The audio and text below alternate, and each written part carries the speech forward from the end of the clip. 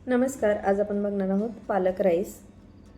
अगदी झटपट होतो आणि खूप इझी आहे. इथे मी 1 वाटी बासमती तांदूळ घेतला आहे. तांदूळ स्वच्छ धुवून घ्यायचं. स्वच्छ धुवून झाला की याला 15 ते 20 मिनिटे भिजत ठेवायचं. तांदूळ भिजतोय तोपर्यंत इथे मी पाणी उकळलं. पाण्यामध्ये आपण पालक घालूया.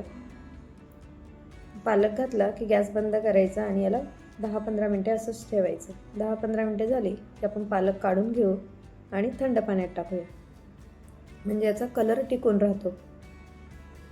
नंतर आपण पालक थंड झाल्यानंतर मिक्सरच्या भांड्यामध्ये पालक, लसणाच्या पाकळ्या, 2 हिरव्या मिरच्या, 1 आल्याचा तुकडा आणि कोथिंबीर घालायची. थोडं पाणी घालायचं आणि याची पेस्ट बनवून घ्यायची.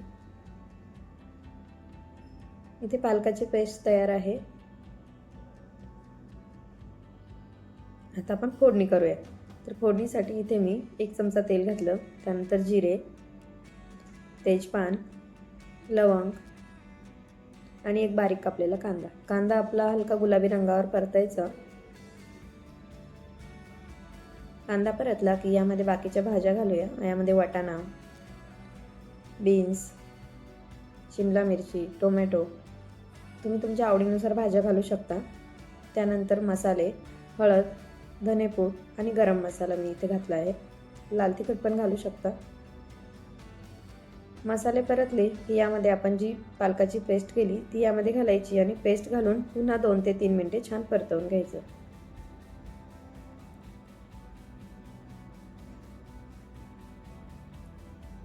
आता यामध्ये तांदूळ घालूया.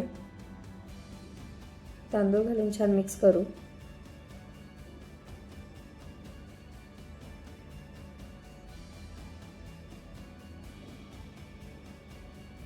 मिक्स झालं की यामध्ये पाणी घालूया.